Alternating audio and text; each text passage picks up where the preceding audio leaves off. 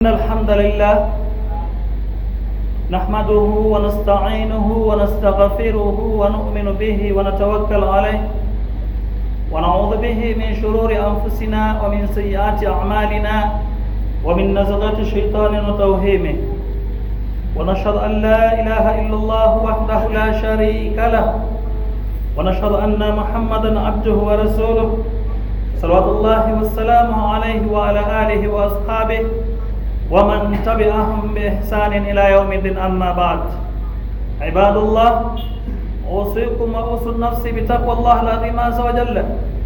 اتقوا الله حيث كما أمركم به واحذروا الأسباب سخط الجبار وإن أجسامكم على النار لتقوى. علم إن من رحمة الله تبارك وتعالى وعد به أن يثيب المطيعين وأن يكرمهم لطاعتهم، ووعد به أن يعذب العاصين وأن يهينهم لإسيانهم. ذلك من عدل الله تبارك وتعالى، ولذلك خلق الله الجنة والنار. ورفع يتندرز الله تبارك وتعالى نقصوا إبنجر نيمرين بجدك ويشتيبا نبوة في محمد صلى الله عليه وسلم. أتندرز وان بطوفهم بجفو يا الله تبارك وتعالى nanyini kubeera nga yatutonda n'atusaawo ku nsi kuno. bwe yamala okubeera nti yatutonda n'atuteeka ku nsi kuno, teyatulekawo bulesi bwe nti wabula yatutumamu ababaka, nga kigendererwa ekyokutuma ababaka bajje batukoole batulungamye tusobole okubeera nga tutegeera Allahu tabaraka wa taala. Allahu tabaraka wa taala ye nanyini buyinza, nanyini busobozi ku bitonde bye byonna. Kyayagala kyekiba, kyatayagala tekibeerawo. Kyova olaba Allah subhanahu wa ta'ala bw'abanga asazeewo kyaba asazeewo tewali asobola kugiddamu, olw'okuba nti ye nanyini maanyi, ye nanyini busobozi ku bitonde bye. bw'aba asazeewo nti gundi afa, tewali awakana. bw'aba asazeewo gundi asigalewo, asigalawo. bw'aba asazeewo amazzi gatwale abantu, tewali asobola kugaziiza. bw'aba asazeewo akasana kookya abantu, tewali kampani, tewali kitongole, tewali kyasobola kubeera nga atonyeza enkuba. newankubadde United Nation, newankubadde kibiina ki, tewali ejja okusobola kubeera nti etonyeza nkuba. oyo nno ye Allahu tabaraka wa taala nanyini maanyi omukazi, ate omusaasizi ennyo eri bitonde bye. Kyova olaba olw'okusaasira kwa Allah abaddu bagenda ne bamujeemera, ne bagaana okukolera ku kiragiro kye nga bw'ayagala, naye nga olw'okuba nti musaasizi n'abaleka, n'abagabirira, n'abafuiramu amazzi ne babeerawo. naye nga kyayagala okubeera nti ffe twenenya, kyayagala okubeera nti ffe tudda gyali tubeere nga tumwesinza, olw'okuba nti ayagala nnyo okusonyiwa. tukole emirimu gy'ayagala, atusonyiwe, atuyingize ejjana. anaabeera nga agaana, basi oyo ajja kubeera nga Allah subhanahu wa ta'ala amubonereza. saba Allah bitutaasa ebinulizo bya rabbil alamin. ekyokuyigako kyaffe ekyolwaleero biidhinillah, tujja kwogera ku sizoni eno gye tulimu. tugenda kuyingira mu Dhul Hijja. tuvudde mu Ramadan nga Allah subhanahu wa ta'ala yatuleetera omwezi gwa Ramadan. kwali okusaasira kwe gye tuli, n'atuleetera omwezi gwa Ramadan. buli yasiiba n'alongoosa yagenda okumaliriza mwezi gwa Ramadan nga Allah subhanahu wa ta'ala amusonye. oluvannyuma nga twakamala omwezi gwa Ramadan, wuno ate atuleetedde emyezi egy'emizizo nga mirimu ibadaati nyingi. olwaleero gye tugenda okutunuulira naddala ibaada ey'okusala, olw'okuba yatulagira tubeere nga tusala adhuhiya, yatulagira tubeere nga tugenda hijja. ebyo byonna biri mu myezi gino. kyova laba omusomo gwaffe olwaleero biidhinillahi ta'ala tujja kutambulira ku kigambo kino ekigamba nti min rahmatillahi subhanahu wa ta'ala ala ibadihi wa fadlihi alaihim أن جعل لهم مواسم يغتنمون فيها العجور والخيرات. ورقصة الله سبحانه وتعالى eri abaddu be eri bitonde bye n'ebirungi bye bingi byalina byayagalisa abantu babiringa babifuna. Anja'ala lahumul mawasimu, yabatikirawo season, nga season ene yaki yaghtanimuna fiha al-ujur, basobole okubeera nti benyagiramu mu season ez'empeera. Agenda n'aleeta season nga bwe yaleeta Ramadan, abenyagirako empeera mu mwezi gwa Ramadan baafuna, era baafuluma Ramadan nga Allah abasonyiye.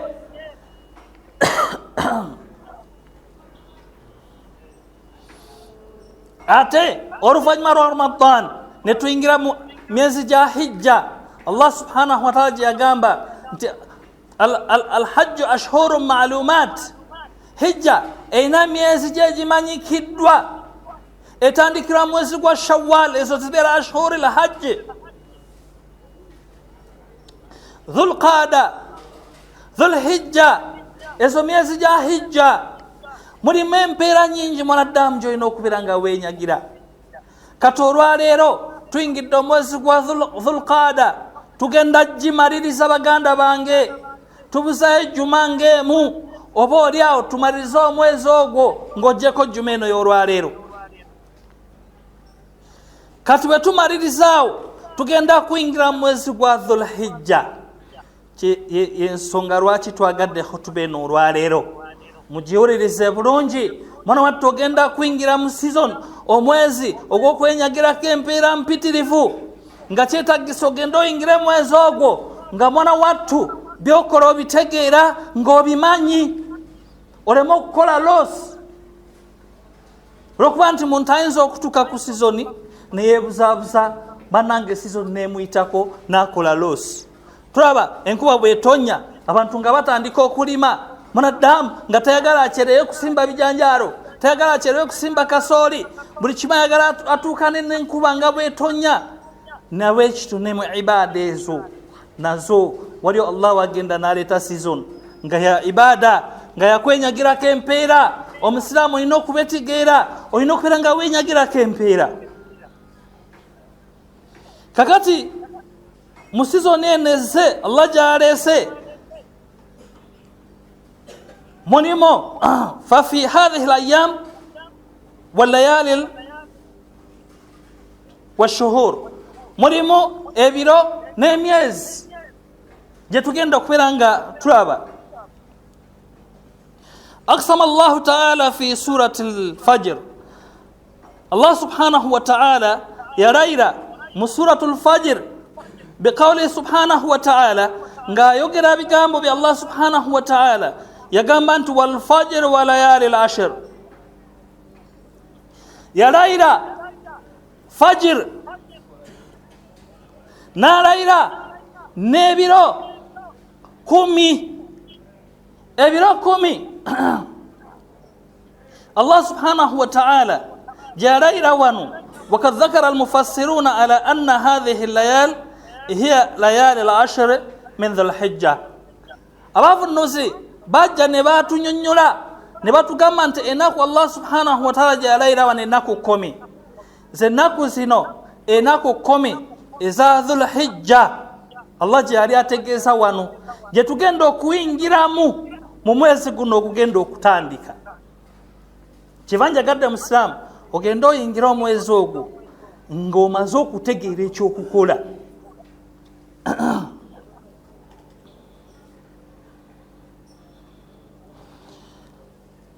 Nolwekyo biidhinillah ennaku zino eza Dhul Hijja وبذلك وكما يعلم أن الله لا يقسم إلا بعظيم. جاكدو تجرنت مغاندو عنكم مسلم الله سبحانه وتعالى يرايرا نارايرا فجر ككسيرا كانو مامبيا ويساليرا نارايرا كو نناكو كومي ezisokeza Dhul Hajja nagamba nti la yaksimu Allah illa bi'azim. Allah subhanahu wa ta'ala talayira ku kintu okujjako ky'abalayiddeko kibeera kinene, kibeera ky'amaanyi, kibeera kya nkizo.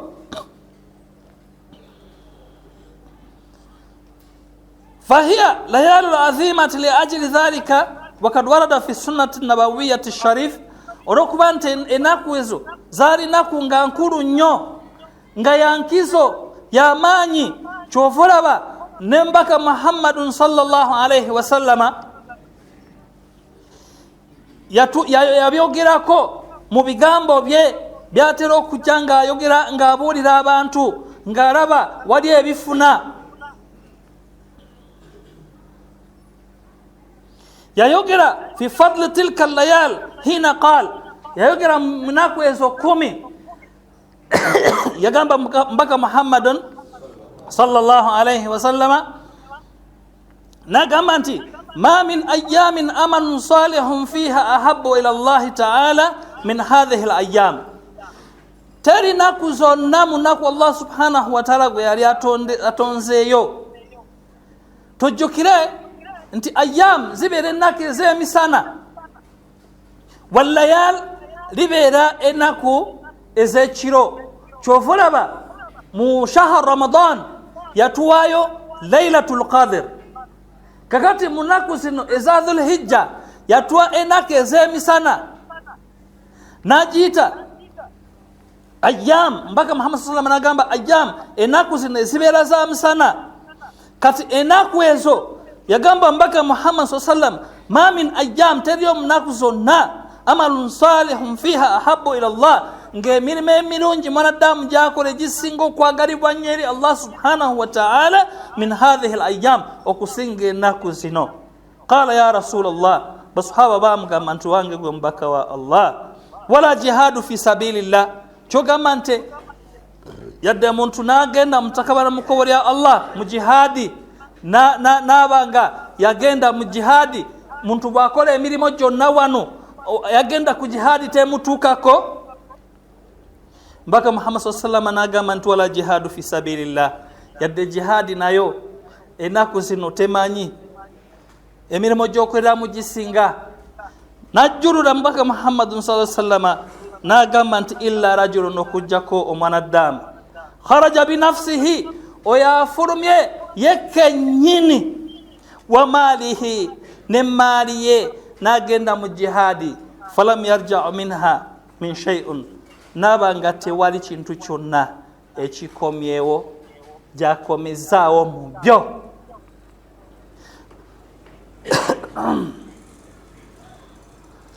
min rahmatillahi tabaraka wa ta'ala, olw'okusasira kwa Allah subhanahu wa ta'ala ala ibadihi, eri abaddu be, wa fadlihi, n'ebirungi bye alayhim gye an ja'ala lahum mawasim yaqtanimuna fiha al-ujur wal khairat.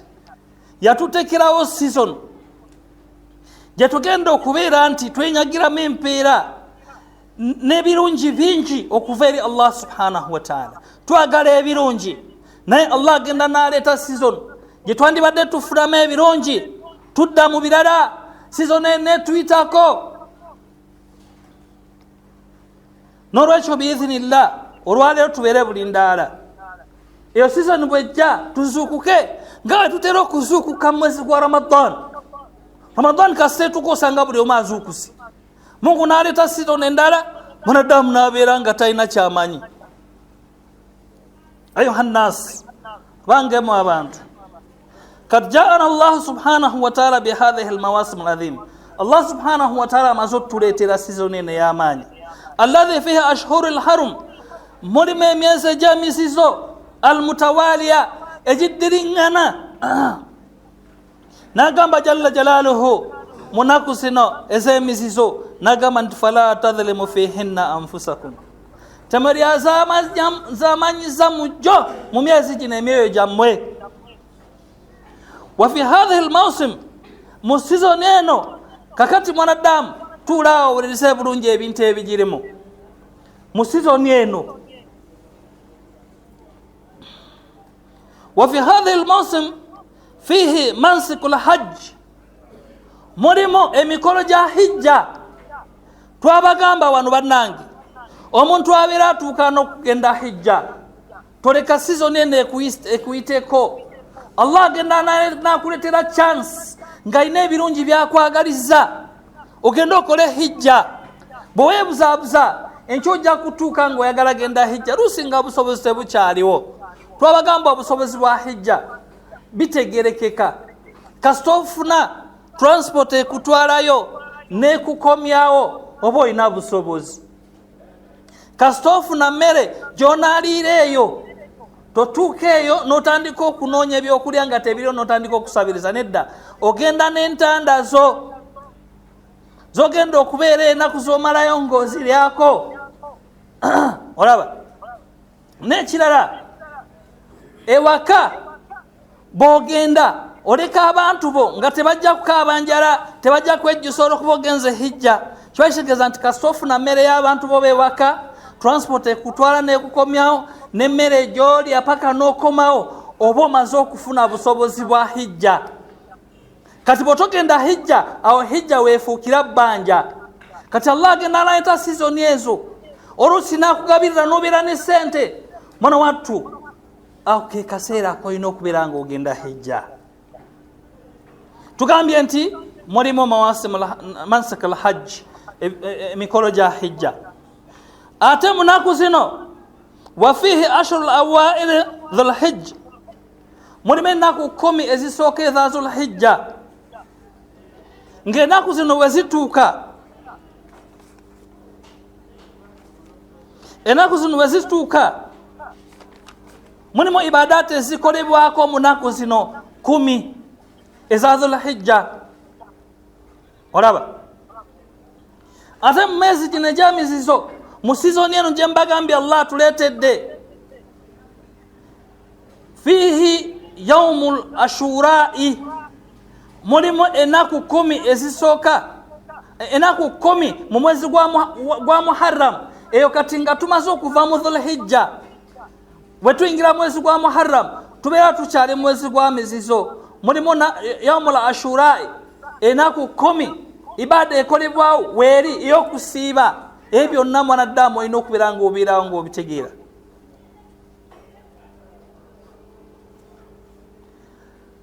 Ate munaku 10 zino mulimu okusiiba. Mwanaddamu kojja okubeera nti osiiba naku 10 eza dhul-hijja, munaku zino ezisooka 10. Bwanga obusobozi weebuli, mwanaddamu siibako. Lwaki osiiba? Mbaka Muhammad sallam yagamba emirimu emirungi gyonna egikolebwa mu nnaku zino 10.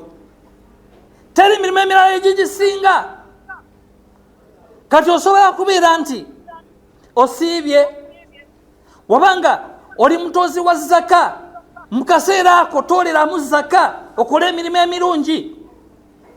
Mu biseera ebyo saala, kolayo ibadaati ezimu nyingi mu nnaku zino 10. Olabe nti ozitoye mizaaniyo ku lunaku lw'ojja okuddira Allah subhanahu wa ta'ala lwagenda okwagalizako emirimu emirungi nga luusi tolina. Kati Allah aleeta season ezo, okole kino, okole kiri, okole kiri, osobole okulaba nti empeera zo ozifuna, otuuke wali nga Allah akusiima, akuyingiza ejjana. Kwe kusasira kwa Allah kwatwagaliza, ayagadde tubeere nga tuyingira ejjana.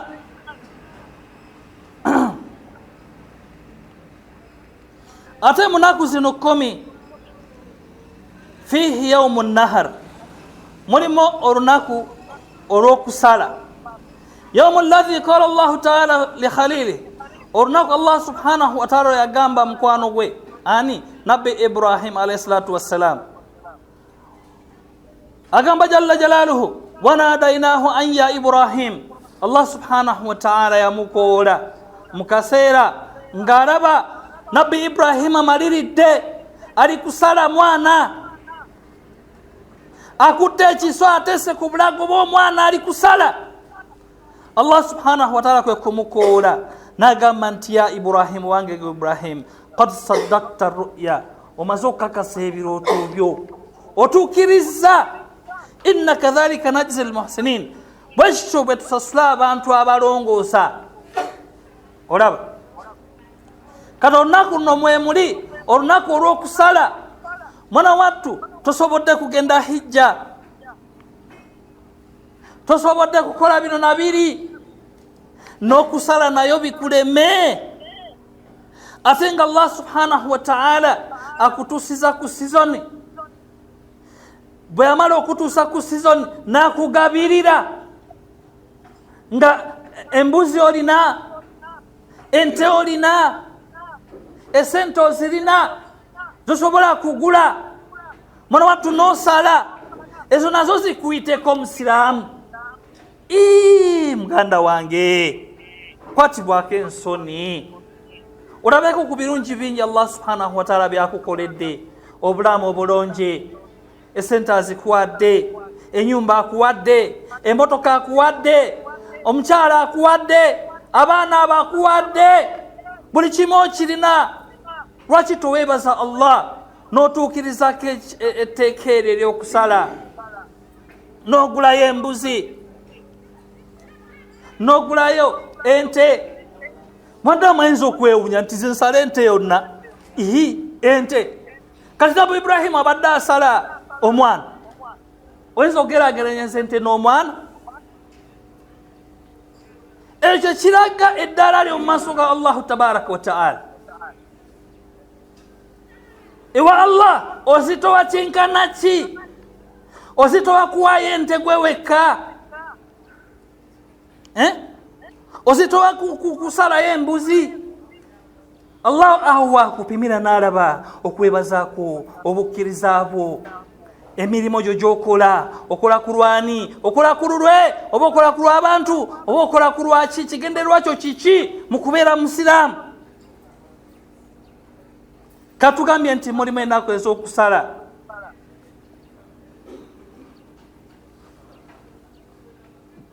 Kyova laba Allah subhanahu wa ta'ala mu mbeera efaana bwe nti n'atugamba nti fasalli li rabbika wanhar, sala lwa Mukama Katondawo.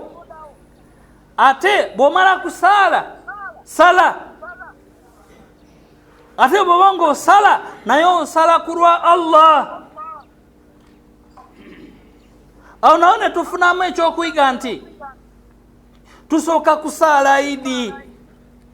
Bwe tuba tumaze okusaala Idi ne tusaasaana, awo ojja ewaka n'okwata ku mbuzi, n'okwata ku nte, ne mwegattira ku nte bantu 7. Ono n'aleeta, ono n'aleeta, ono n'aleeta, ono n'aleeta, ne mwegattira ku nte, ne musala nte. Olaba kakati nakyo ebintu bya Busiraamu byonna Allah subhanahu wa ta'ala yabitugondeza, n'abituyigiriza, n'abitubuulira. Bwe yatuuka mu nsonga y'okusala n'atugamba nti walbudna ja'alnaha lakum min sha'airillah lakum fiha khairun fadhkuru llaha alayha sawafan fa idha wajabat junubiha fakulu minha wa at'imu alqani'i walmu'tara kadhalika sakharaha lakum la'allakum tashkurun. Ensonga eno tugyetegereze baganda bange Abasiraamu, naddala bano abagenda okusala, nkulu nnyo. Allah subhanahu wa ta'ala agamba walbudna ja'alnaha lakum fiha ja'alnakum min sha'airillah. N'ebisolo, engamya Mungu gyategesezza wano, naye wali ente, wali embuzi, wali endiga, byebisolo ebisalibwa. Allah subhanahu wa ta'ala yagamba nti yabateekerawo ebisolo ebyo musobole okubeera nti mutuukiriza nabyo emikolo gyakye, amateeka ga Allah subhanahu wa ta'ala. Kati bwe mbanga mumaze okubeera nti ebisolo ebyo mugenda kutuukirizako emikolo egyo, n'atugamba nti lakum fiha khair, buli ajja okubeera ng'asala agenda kufunamu ebirungi. Naye ng'ogenda kusala fadhkuru ismallaha alaiha, yogererako erinnya lya Allah ng'ogenda kusala. Era mugenda kujja mutubuuze nti seeka eddwa y'okusala basoma batya? Buli mwaka tugisomesa wano. Era tujja kuwandika wano ku blackboard. Musiramu banga ogenda kusala otegere ki ky'ogenda okusoma ng'ogenda kusala. Kati Allah subhanahu wa ta'ala agamba mwogerereko erinnya lya Allah sawafan nga muzipanze ku layini. Ekyo wano tetusobola biraba naye nga bagenda hijja bajja biraba nga bapanga ebisolo ebyo mu layini nga bogererako erinnya lya Allah subhanahu wa ta'ala ne bagisala. Kati neno nayo twogererako erinnya lya Allah ne tusala. Kati we tuba tusaze muwulirize wano bulungi. Allah subhanahu wa ta'ala agamba fa idha wajabat junubiha, bwe mba mumaze okusala muguminkirizaako paka ekisolo kife. Kwanza mutandika okulaba nti mubaaga, mutandika okulaba nti mugabana ennyama, mukola mutya. Naye ekisolo nga tekidaba kufa muguminkirizangako. Sala ekisolo oguminkirize otukuze kino Allah kyagamba nti fa idha wajabat junubiha, obanga embirizayo emaze okwebaka ku ttaka, emaze okugonda, basi fakulu minha, mubaage mulyeko mujjo mu nnyama eyo. Halali gy'oli kikkirizibwa olye, lyako. Naye nga tolya yonna, minha mujjo, olyako mujjo. Wa at'imu alqani'i, Allah n'agamba nti muliise n'abalala abajja kubeera eyo, abatagenda kuva ewaabwe nga bawulidde nti basaze ekisolo, ye n'asigala ewaka n'atuula awo n'otegera nti gundi tazze wano naye gy'ali eyo. Funako poshoni y'ennyama mutwalire. Wal mu'tara, n'abo abagenda okuvaayo ne bajja basazewa ku hidaaya, oli n'avaayo n'ajja wano tubaweeko. Kyova olaba amateeka g'okusala kuno, bw'obanga wasaze adhuhiya, kino kyegendereze, gendako n'enva gy'ojja okulyako munaku 2, olunaku olwokusatu nga nte gy'osaze oba mbuzi oba kisolo kyonna ky'osaze mu bisolo ebisalibwa mu adhuhiya, munaku 2 nga ennyama eyo tekyaliwo mu nnyumba yo. Twalabako mu hadith Ibn Umar radiyallahu anhuma, lumu yali ali kulya omugaati ng'aliisa butto. Sahaba n'amulaba n'agamba nti wai ng'oli kuliisa butto ate nga nva gyeziri. N'agamba nti sami'tu Rasulullah sallallahu alaihi wasallam yaqul, nawulira mbaka Muhammad sallallahu alaihi wasallam ng'agamba nti bw'osala adhuhiya tokkirizibwa kuliirako waggulu wa nnaku 3, kati ennaku 3 ziyiseeko, kati zifuuse haramu. Kale ekyokuyiga ekiri muno, bw'obanga osaze oliirako nnaku 2, olunaku olwokusatu nga nyama tekyaliwo mu nnyumba yo, olunaku olwokuna oli enva ndala. Bakitegeeza nti ogendako n'enva katono, endala oleka wali abateesobola ne balya. Gabirako mikwano gyo, gabirako abeetaavu balye. Kyekigenderero ekyokusala ekintu kino, ekisolo ekyo, abantu basobole okubeera nga nabo basanyukirako ku lunaku olwo.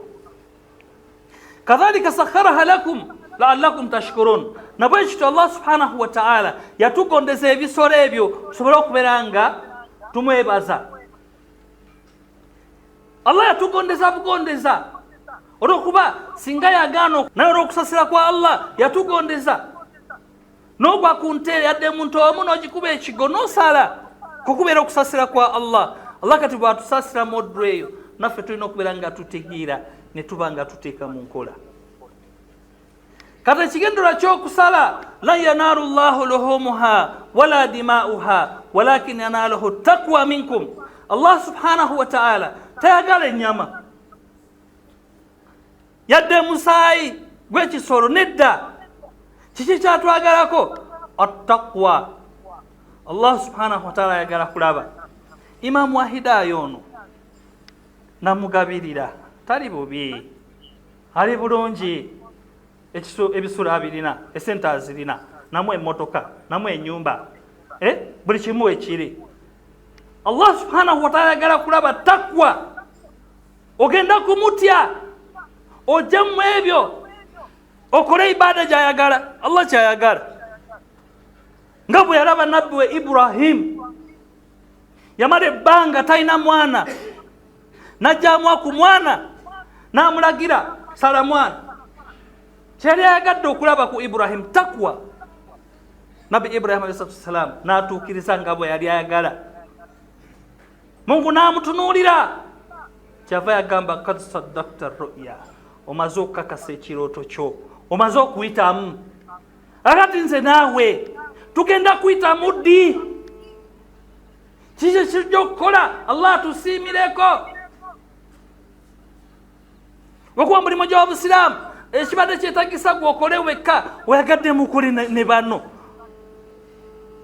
nze okay nteseyo omutwalo bali kwagala emitwalo 2 oteseyo omutwalo ate obadde osobola kukwata emitwalo 2 gwe wekka n'obikola Allah atunuulire nti oli musiimu nnyo ku ebyo byakugabiridde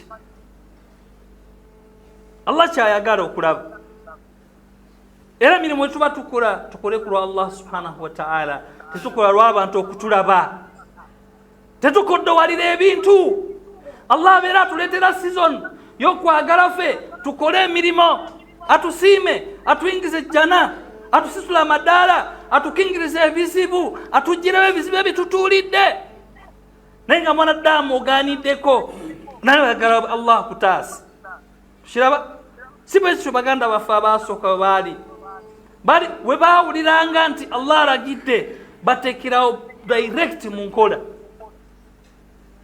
balinga badda nnyo eri Allah subhanahu wa ta'ala tebadde eri ensi kyova olaba ogenda kumaliriza nga Allah subhanahu wa ta'ala abasiimye ogenda kuwulira nga baboogerako nga tugamba radiyallahu anhum Allah yabasiima lwaki olw'enniya yaabwe tusaba Allah tabaraka wa ta'ala atuteeke embaddo abafaanana bwe batyo ya rabbil alamin naffe tusobole okubeera nga tukola emirimu Allah gy'atunuulira enniya yaffe asobole okubeera nga atusiima asobole okubeera nga naffe atuyingiza ejjana mwana wattu njagala nkobuulire ku nsi kuno weetuli naye nga kaseera kagere ogenda kufa ogende oleke ebyo byonna by'oli kutegeka mu nsi ojja kugenda nga bakwagalako emirimu gyo gyokka gye wakola kyova Allah subhanahu wa ta'ala agamba nti man jaa bilhasana falahu khairun minha oyo yenna anajja n'ebirungi agenda kufunamu ebirungi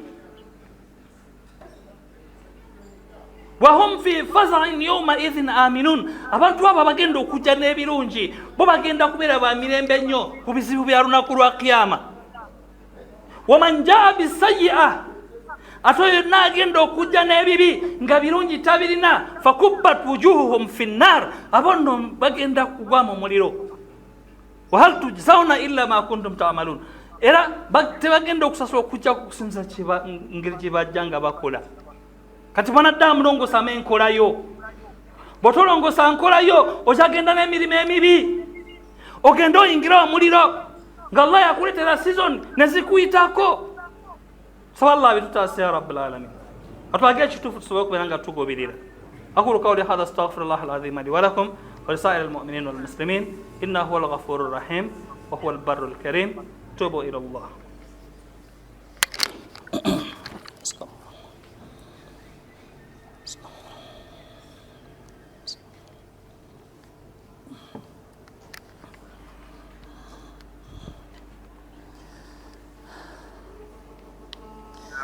الحمد لله حمدا كثيرا كما أمر وأشهد أن لا إله إلا الله وحده لا شريك له وأشهد أن محمدا عبده ورسوله صلوات الله وسلامه عليه وعلى آله وأصحابه ومن تبعهم بإحسان إلى يوم الدين أما بعد عباد الله أوصيكم وأوصي نفسي بتقوى الله العظيم عز وجل اتقوا الله حق تقاته ولا تموتن إلا وأنتم مسلمون يقول الله تبارك وتعالى في كتابه العزيز إن الله والملائكة يصلون على النبي يا أيها الذين آمنوا صلوا عليه وسلموا تسليما وقال مصطفى صلى الله عليه وسلم من صلى عليه مرة صلى الله عليه بها 10 اللهم صل على محمد وعلى آل محمد كما صليت على إبراهيم وعلى آل إبراهيم إنك حميد مجيد وبارك على محمد وعلى آل محمد كما باركت على إبراهيم وعلى آل إبراهيم إنك حميد مجيد وارض الله من أربع خلفاء منهم أبو بكر وعمر وعثمان وعلي وعلى بقية العشر رضوان الله تعالى عليهم أجمعين. اللهم اغفر للمؤمنين والمؤمنات والمسلمين والمسلمات الأحياء منهم الأموات برحمتك يا أرحم الراحمين. اللهم آت نفوسنا تقواها زكيها أنت خير من زكاها أنت وليها مولاها يا رب العالمين.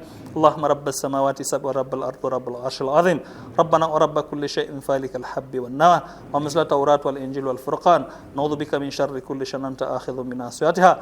اللهم أنت الأول فليس قبلك شيء وأنت الآخر فليس بعدك شيء وأنت ظاهر فليس فوقك شيء وأنت الباطن فليس دونك شيء أقضي أن الدين وأغنى من الفقر يا رب العالمين. اللهم آت نفوسنا تقواها زكيها أنت خير من زكاها أنت وليها مولاها يا رب العالمين. اللهم إنا نسألك من خير ما سألك منه عبدك نبيك محمد صلى الله عليه وسلم ونعوذ بك من شر ما استعاذ بك منه عبدك نبيك محمد صلى الله عليه وسلم أنت المستعان وإليك البلاغ ولا حول ولا قوة إلا بالله العظيم. صلى الله وسلم على سيدنا محمد صلى الله عليه وسلم والحمد لله رب العالمين. Islamic Media.